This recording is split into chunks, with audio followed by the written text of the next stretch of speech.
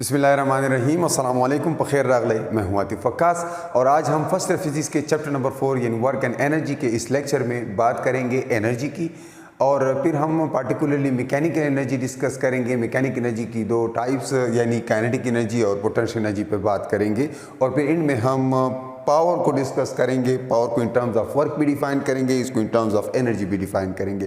So dear student, जैसा कि पहले लेक्चर में इस चैप्टर में हमने ऑलरेडी एनर्जी को डिफाइन किया था और मैंने कहा था कि it is the ability of an object or a body to change itself or the surrounding. और चूँकि हम मैकेनिक्स पढ़ रहे हैं इसलिए हमारा कंसर्न यहाँ पर मैकेनिकल एनर्जी के साथ है। सो मैकेनिकल एनर्जी दो तरह से हो सकती है। एक वो एनर्जी जो किसी ऑब्जेक्ट के अंदर उसकी मोशन की वजह से होती है, that is kinetic energy. And एक वो एनर्जी होती है जो किसी ऑब्जेक्ट की शेप या उसकी पोजीशन की वजह से होती है, that is called potential energy.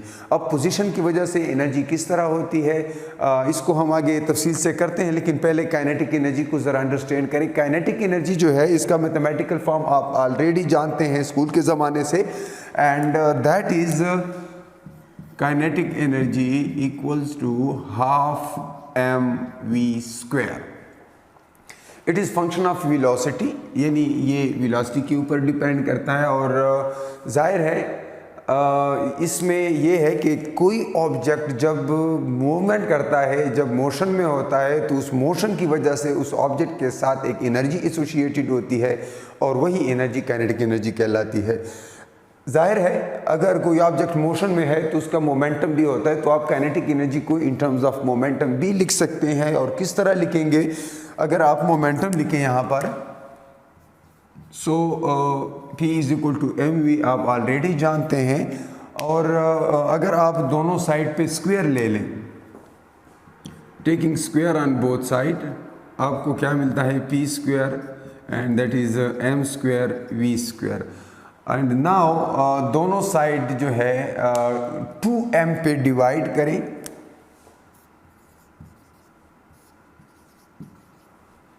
तो आपको क्या मिलता है? p² divided by 2m that is equal to 1/2 mv²। यानी काइनेटिक एनर्जी का एक दूसरा फार्मूला हमारे पास आ जाता है p² डिवाइडेड बाई 2m।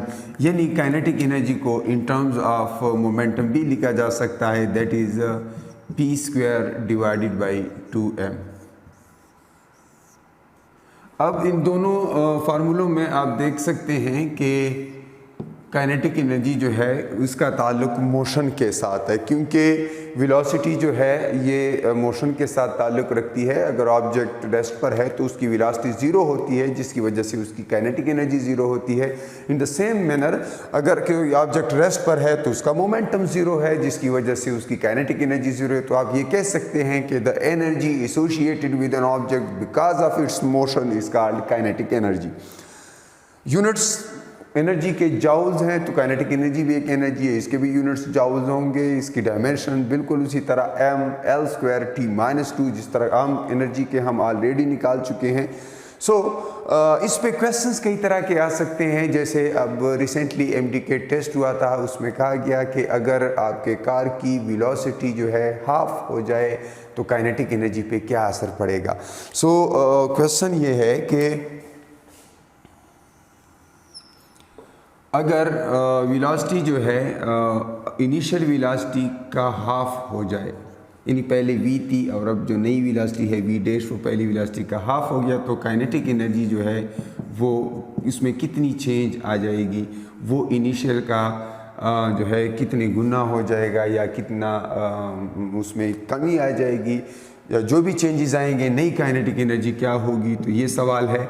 अब आप काइनेटिक एनर्जी का फार्मूला यहाँ से देखते हैं और यहाँ पर आपको नज़र आ रहा है कि अगर मास कांस्टेंट है, जैसा कि मैकेनिक्स में हम ऑलरेडी कांस्टेंट मासेस की बात करते हैं, वो कहीं जाकर हम जब स्पेशल थ्योरी वगैरह पढ़ते हैं, जब स्पीड बहुत ज़्यादा हो जाती है ऑब्जेक्ट्स की comparable to speed of light, तो वहाँ पर हम बात करते हैं वेरिएबल मासेस की, कि जहाँ पर मास में चेंजेस आती हैं, मास डायलेशन होती है। सो काइनेटिक एनर्जी जो है that is half M V square. नई काइनेटिक एनर्जी जो होगी that would be half M V डेढ़ स्क्वायर, और वी डेढ़ चूँकि इनिशियल का हाफ है इसलिए ये हो जाएगा half M V by 2 whole square, and this way I get half M V square divided by 4, और 1/4 बाहर आ जाएगा और हमारे पास हाफ एम वी स्क्वायर रह जाएगा। इसको हम दोबारा इनिशियल काइनेटिक एनर्जी लिख सकते हैं। So the new kinetic energy is 1/4 of the initial kinetic energy. So इस तरीके से हम देख सकते हैं कि अगर वेलोसिटी हाफ हो जाए तो काइनेटिक एनर्जी 1/4 हो जाएगी, और अगर वेलोसिटी डबल हो जाए इन द सेम वे तो आपके पास काइनेटिक एनर्जी 4 टाइम इंक्रीज हो जाएगी, क्योंकि आप यहाँ से देख सकते हैं कि kinetic energy is proportional to the square of velocity because mass is constant, so you can write kinetic energy is proportional to the square of velocity. तो अगर तो ये किसी ऐसे टेस्ट में आ जाता है जहाँ पर आपके पास टाइम कम हो तो आप डायरेक्ट उसका स्क्वायर लें वेलोसिटी का, जो नई वेलोसिटी है, और उसको फिर ओल्ड वेलोसिटी के साथ कंपेयर करें। यहाँ पर उसका स्क्वायर जो है v²/4 आ रहा है, जो कि 1/4 of the initial square of velocity है, तो इस वजह से काइनेटिक एनर्जी जो है 1/4 हो जाती है। इसके बाद अगर इस दूसरे क्वेश्चन को देखें, इसमें भी कभी कभी क्वेश्चन आ जाता है, बल्कि कई दफ़ा ये क्वेश्चन आया है कि अगर मोमेंटम 20% इंक्रीज़ हो जाए तो काइनेटिक एनर्जी में कितनी इंक्रीज़ आई होगी, या डिक्रीज़ हो जाए तो काइनेटिक एनर्जी में कितने % डिक्रीज़ आई होगी। तो इस तरह के क्वेश्चंस को किस तरह अटेम्प्ट करेंगे ये देख लेते हैं।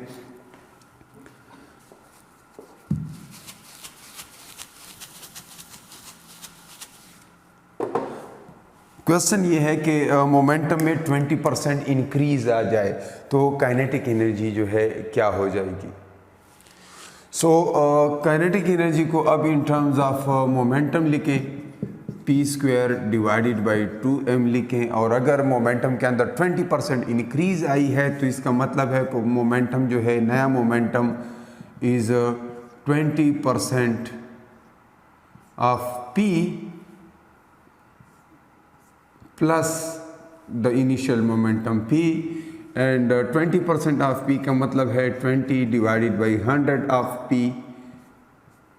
Plus initial momentum p, and it is 0.2 times p plus original p, and यहाँ से आप देख सकते हैं 1.2 p that is p dash. नया मोमेंटम जो है पुराने मोमेंटम का 1.2 टाइम्स है।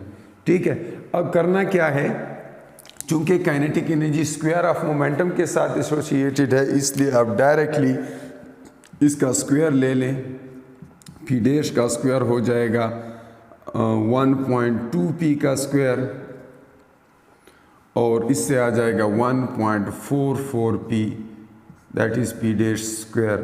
अब सॉरी यहाँ पे p स्क्वायर होगा, तो आप देख सकते हैं कि स्क्वायर ऑफ मोमेंटम जो है वो 44% इंक्रीज़ हुआ है। अगर मोमेंटम 20% इंक्रीज़ हुआ है तो उसका स्क्वायर 44% इंक्रीज़ हुआ है। कैसे मुझे पता चला? इस तरह पता चला है कि मैंने इससे इनिशियल मोमेंटम सब्ट्रैक्ट कर लिया। p डैश स्क्वायर से मैंने p स्क्वायर सब्ट्रैक्ट किया तो p dash square 1.44p square है, और ओरिजिनल जो था that was p square, and from here I get 0.44 of p square. तो स्क्वायर ऑफ मोमेंटम में 44% इंक्रीज आई है।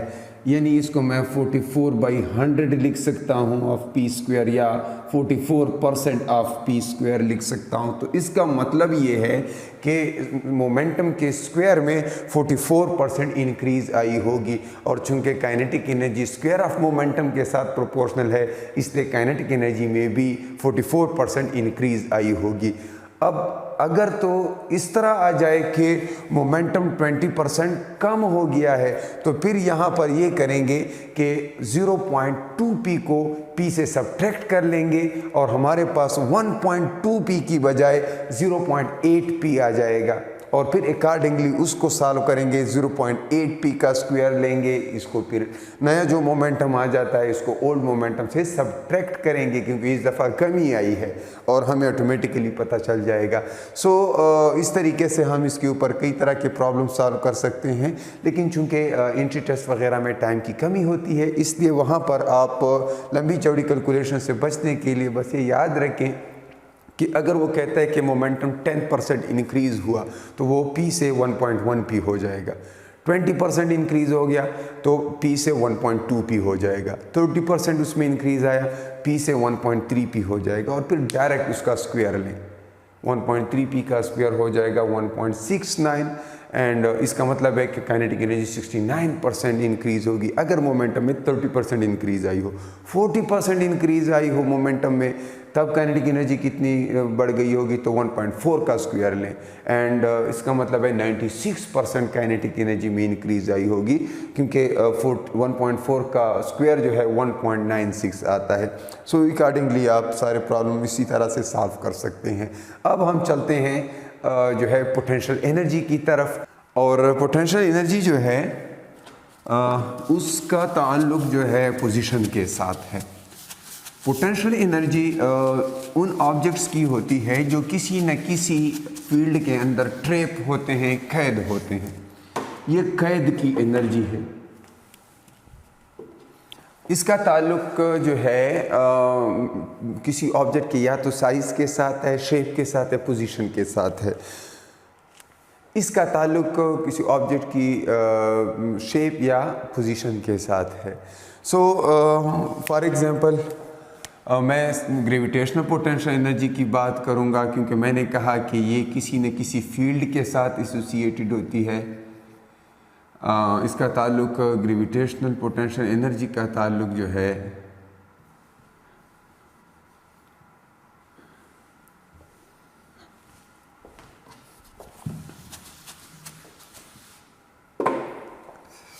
इसके बाद हम पोटेंशियल एनर्जी की बात करते हैं। पोटेंशियल एनर्जी जो है, लेट सपोज हम ग्रेविटेशनल पोटेंशियल एनर्जी की बात करें।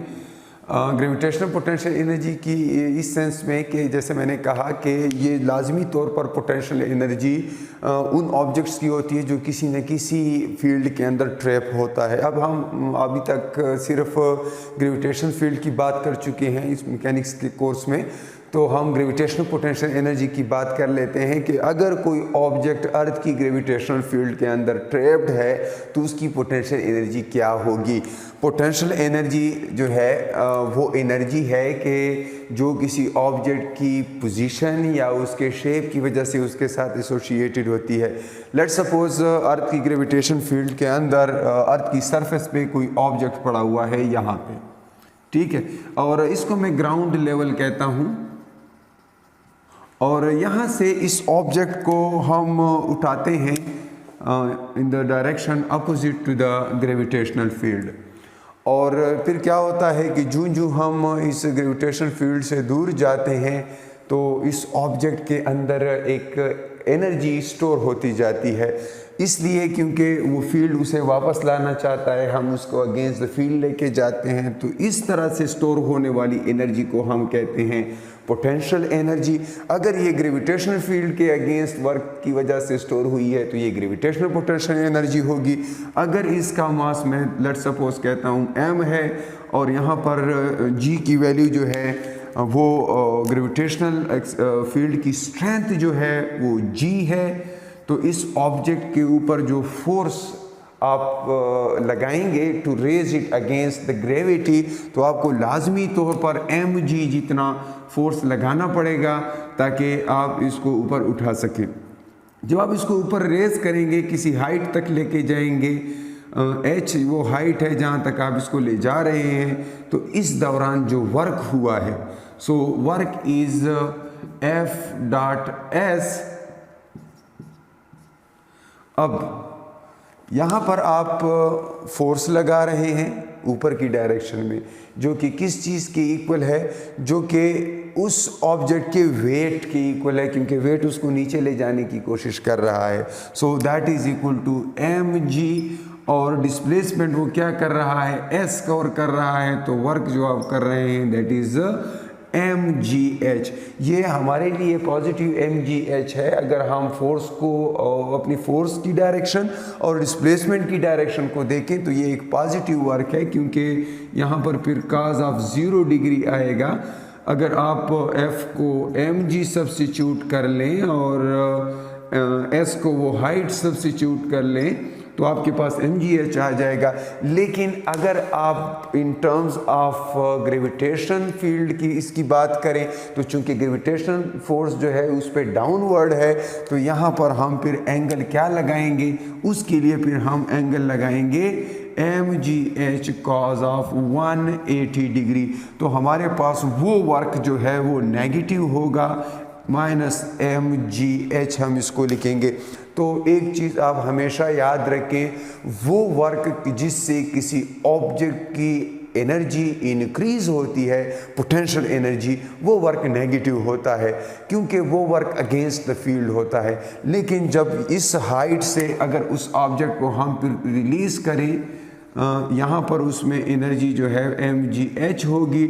अगर इसको वहाँ से रिलीज़ करेंगे तो वो एनर्जी दोबारा काइनेटिक एनर्जी में कन्वर्ट होगी। यानी इस ऑब्जेक्ट के अंदर ये जो एनर्जी आई है वो इसलिए आई है कि हमने अगेंस्ट द ग्रेविटेशनल फील्ड कोई वर्क किया है, और वो वर्क उस ऑब्जेक्ट के अंदर in the form of potential energy store हो गया है। इसलिए क्योंकि हमने अगेंस्ट द फील्ड वर्क किया है, इसलिए हमने यहाँ पे नेगेटिव भी लिखा है। So that work is actually the potential energy of that object, but potential energy is energy, it is always positive, so mgh। Sometimes we write a negative sign with potential energy and that is because it is trapped. So ये work चूँकि negative होता है, इसको against the field ले जाना पड़ता है। जैसे बचपन ही से हम ये कैटापल्ट यूज़ करते हैं, लिंडा यूज़ करते हैं, या इसको गुलेल कहते हैं, तो उसमें ये होता है कि हम अगेंस्ट रिस्टोरिंग फोर्स वर्क करते हैं। अब एक बच्चा जो है उसमें गुलेल में पत्थर रखकर उसको स्ट्रेच करता है, और जब वो उसको स्ट्रेच करता है तो वो वापस रिस्टोर होना चाहता है, तो उसके अंदर इलास्टिक रिस्टोरिंग पोटेंशियल एनर्जी होती है। या अगर आप बात करें किसी मास अटैच टू स्प्रिंग की, जब आप उसको स्ट्रेच करते हैं, आप उसको अगेंस्ट द फील्ड उस पर वर्क करते हैं, वो रिस्टोर होना चाहता है, आप उसको स्ट्रेच करते हैं, तो वहाँ पर इसके अंदर इलास्टिक पोटेंशियल एनर्जी स्टोर हो जाती है। या अगर आप किसी चार्ज पार्टिकल को देखें, किसी पॉजिटिव चार्ज को पॉजिटिव प्लेट की तरफ मूव करने की कोशिश करें, तो वो नहीं चाहेगा कि पॉजिटिव की तरफ मूव किया जाए, तो उस वक्त वो अगेंस्ट द फील्ड वर्क हो जाता है, तो वो एनर्जी उस चार्ज पार्टिकल के अंदर स्टोर हो जाती है, और जैसे ही हम इसको रिलीज करेंगे वो काइनेटिक एनर्जी में कन्वर्ट होगी।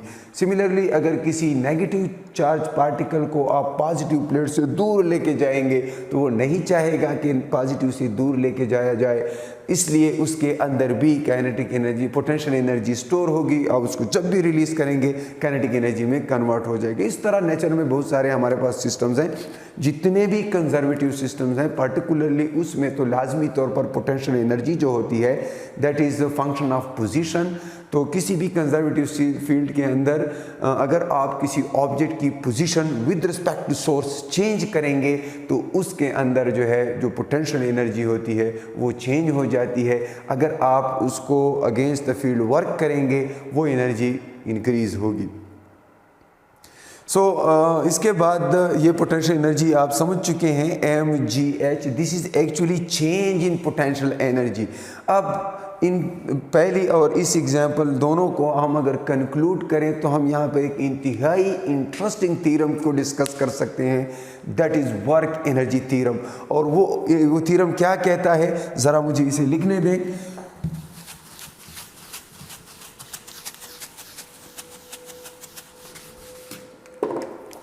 वर्क एनर्जी थ्योरम जो है that is very interesting theorem.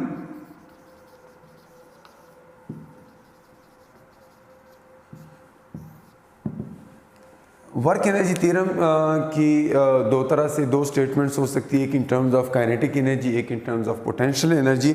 In terms of kinetic energy हम यूँ कह सकते हैं कि जो वर्क डन होता है, अगर किसी ऑब्जेक्ट के ऊपर वर्क किया जाए तो उस ऑब्जेक्ट की काइनेटिक एनर्जी चेंज हो जाती है, W is equal to delta K E. अब काइनेटिक एनर्जी में चेंज इस तरह होता है कि अगर वर्क पॉजिटिव है तो इसका मतलब ये है कि काइनेटिक एनर्जी के अंदर चेंज भी पॉजिटिव होगी। किस तरह? फॉर एग्जांपल एक बच्चा साइकिल पे जा रहा है, पीछे से दूसरा बच्चा उसको धक्का दे रहा है, तो इससे क्या होगा?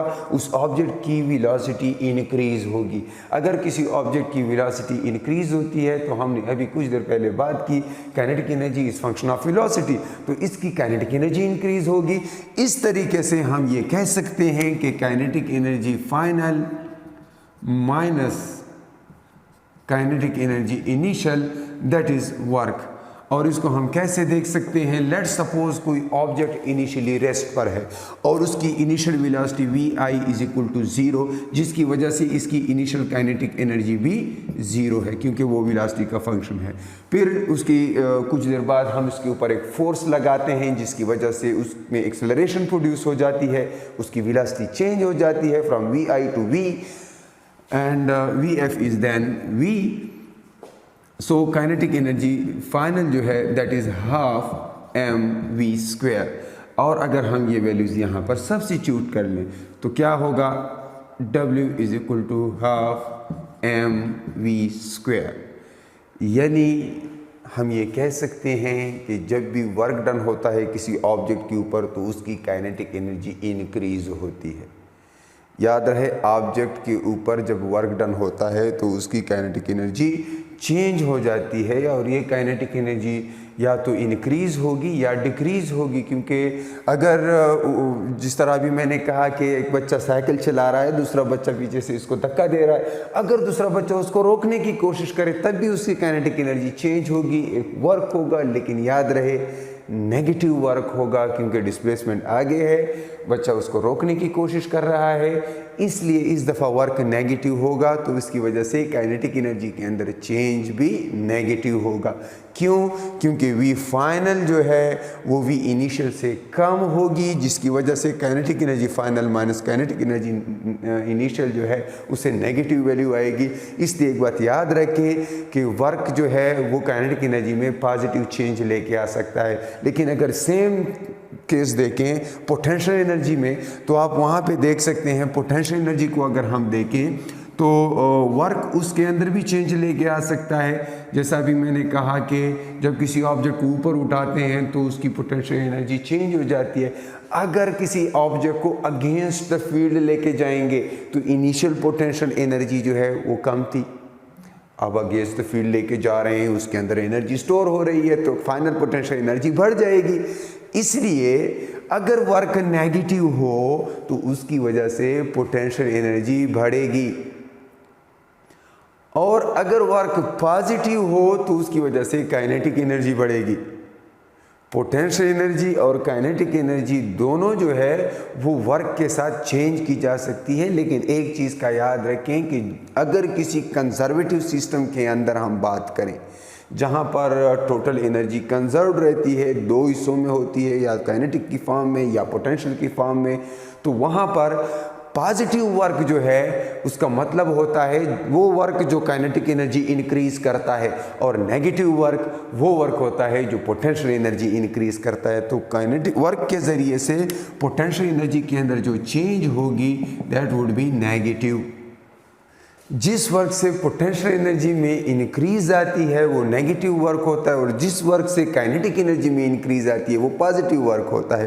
तो ये बात ख़ास तौर पे याद रखें। अब इन सारी बातों को हम एक ही इक्वेशन में कंक्लूड करते हैं, एंड दैट इज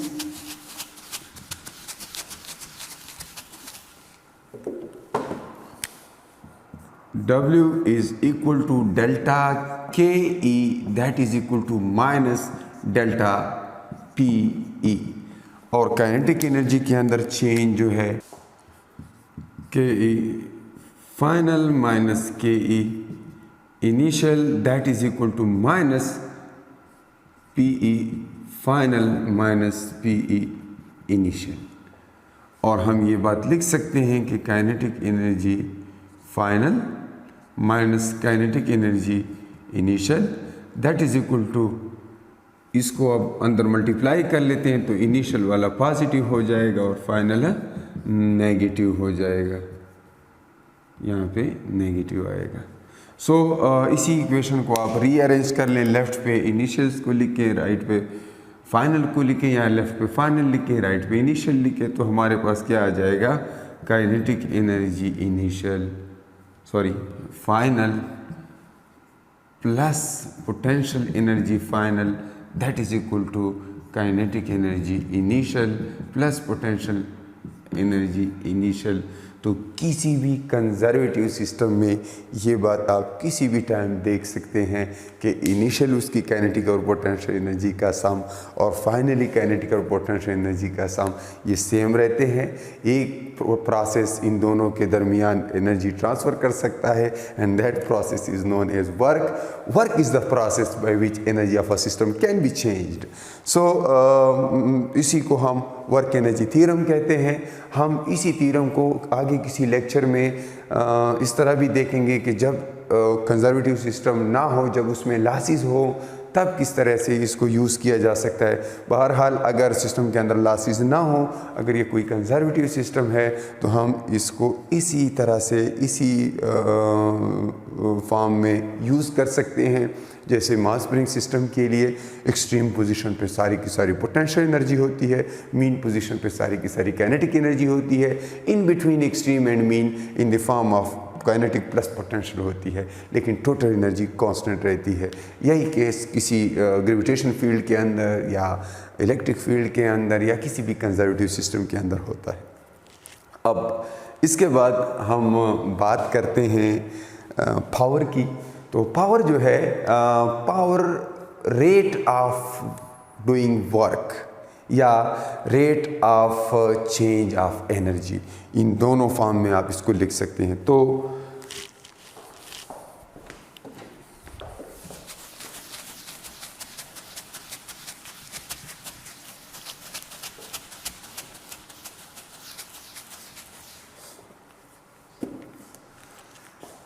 जैसा कि हमने बात की कि वर्क जो है उस प्रोसेस का नाम है कि जिस प्रोसेस के ज़रिए से किसी सिस्टम की एनर्जी चेंज की जा सकती है। सो उस प्रोसेस के रेट को वर्क कहते हैं, उस प्रोसेस के रेट को पावर कहते हैं। यानी पावर की डिफिनीशन क्या है, the rate of doing work, यानी किस रेट से वर्क हो रहा है। अब मैथमेटिकली हम इस बात को इस तरह लिख सकते हैं, power is work done per unit time. सही है। और अब ये दो तरह से हो सकता है, एक होता है एवरेज पावर यानी टोटल वर्क, इसको इस तरह सिंबल इसके लिए यूज़ कर सकते हैं, total work done divided by total time taken, कितने टाइम में ये वर्क डन हुआ। और इसको हम एवरेज पावर कहते हैं। एक इंस्टेंटेनियस पावर होता है,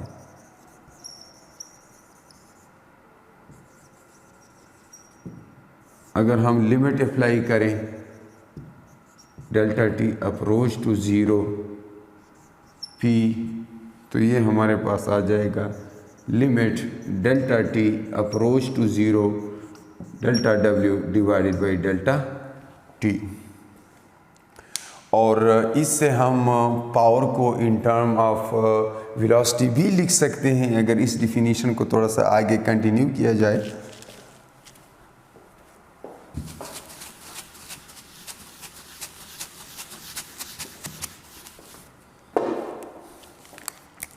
तो हम ये लिख सकते हैं कि power is equal to delta W divided by delta T. और वर्क डन के मुतालिक आप ये जानते हैं कि it is F dot S divided by delta T. अगर फोर्स को कांस्टेंट इज्यूम किया जाए तो हम ये लिख सकते हैं कि F times delta S divided by delta T, and the same can also be written in this way, F dot V. So power is the dot product of force and velocity. यहाँ पर vector sign लिखना ना भूलें क्योंकि it's a dot product between two vectors. So power is a scalar quantity क्योंकि ये dot product है, और इसका यूनिट जो है इसका यूनिट न्यूटन मीटर पर सेकेंड हो सकता है, इसका यूनिट जो है जाउल सेकंड हो सकता है, जाउल पर सेकेंड हो सकता है, और इसको हम वाट कहते हैं। Unit of power is what. And इसको लिखते कैसे हैं, इसको कैपिटल W से डिनोट किया जाता है, और ये होता है 1 जाउल पर सेकेंड, यानी यहाँ से आप देख सकते हैं वर्क पर यूनिट टाइम, तो जाउल पर सेकेंड। सो ये हम इन टर्म्स ऑफ वर्क पावर को इस तरह डिफाइन कर सकते हैं। और चूँकि इसकी आमतौर पे यूनिट्स जो है किलोवाट भी यूज़ होती हैं, एक और पावर का यूनिट यूज़ होता है दैट इज़ हार्स पावर। ठीक है, so horsepower 1 horsepower is 746 watts, और किलोवाट आप जानते हैं 1 किलोवाट इज़ 1000 वाट।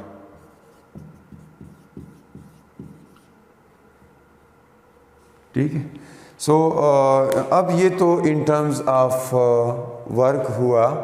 पावर को इस तरह लिखें F डॉट V, या आप इसको इस तरह लिखें W बाई टी, या आप अब वर्क एनर्जी प्रिंसिपल यूज़ करके भी पावर को लिख सकते हैं। जैसे कुछ देर पहले आपने कहा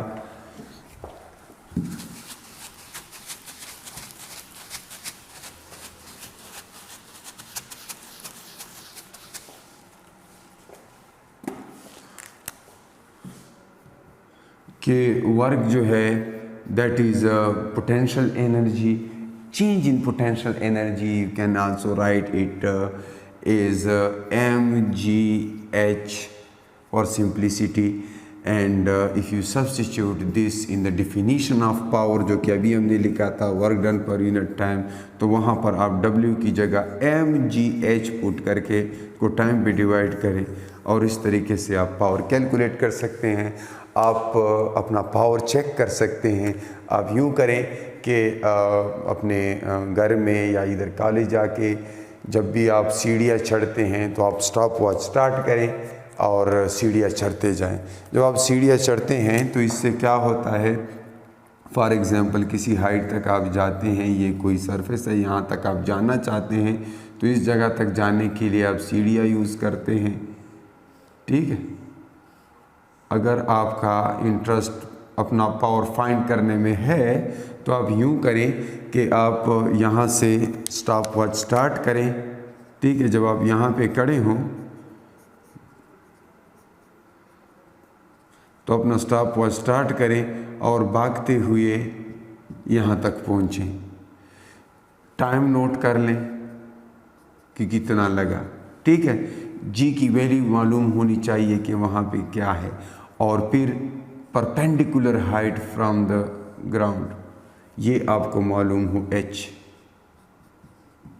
और फिर ये सारी चीज़ें अगर आपको मालूम है, इसके साथ साथ आपका मास क्या है ये भी आपको मालूम हो, तो आप अपना पावर बता सकते हैं इस फार्मूले के मुताबिक। इसमें m भी है, इसमें g भी है, इसमें h भी है, कितनी हाइट तक आप गए हैं और कितने टाइम में गए हैं, आपको पता चल जाएगा कि कितना पावर है आप में। और ये या इससे ये पता चल सकता है कि आपने कितना पावर कंज्यूम किया, कितनी energy per unit time consume की यहाँ तक पहुँचने में, या यहाँ तक पहुँचने में आपने किस रेट से वर्क किया। तो ये सारी चीज़ें इससे कैलकुलेट की जा सकती हैं। और हम ऑलरेडी प्रीवियस लेक्चर में बात कर चुके हैं कि ग्रेविटेशनल फील्ड में चाहे आप जिस रास्ते से भी जाएं, आप इधर से जाएं, आप सीधा जाएं, आप मियांवाली से जाएं, आप सरगोदा से जाएं, आप पेशावर से जाएं, आप कराची से जाएं, लेकिन किसी पर्टिकुलर हाइट तक जब आप जाते हैं तो उसके अंदर एनर्जी जो है उतनी ही स्टोर होगी, यानी work done independent of path है। और इसीलिए इसके अंदर एनर्जी जो स्टोर होगी, इस जो भी इस यहाँ पे जाता है, आप जाते हैं, आपके अंदर एनर्जी जो स्टोर होगी वो एनर्जी सेम रहेगी। आप रस्सी से चढ़ते हैं, आप इधर से जाते हैं, सीढ़ियों से जाते हैं, या आपको कोई उधर फेंक देता है फॉर एग्ज़ाम्पल, तो इन सारे केसेस में आप में एनर्जी mgh स्टोर होगी। लेकिन टाइम इन सारे केसेस में डिफरेंट हो सकता है, इसलिए पावर बेशक वो फिर डिफरेंट हो सकता है। यहाँ से जाने में शायद आपको ज़्यादा टाइम लगे और सीधा कोई आपको ऊपर फेंक दे, बिल्कुल ऊपर नहीं, अल्लाह माफ़ी दे, यानी इस हाइट तक, तो फिर उसमें शायद आपको टाइम कम लगे। बहरहाल पावर जो है, फिर वो पावर जो अगर कोई और आपको फेंकता है तो वो फिर उसका पावर होगा कि वो किस रेट से जो है वर्क डन कर रहा है। लेकिन फ़िलहाल मेरा ख्याल है मुझे इजाज़त मिल जानी चाहिए, कहीं ऐसा ना हो कि आप मुझे ही कहीं फेंक दे। वैसे I am on your disposal, एक क्लिक के साथ मैं आपके सामने से गायब हो जाऊंगा। अल्लाह की अमान में रहें। अल्लाह हाफिज़।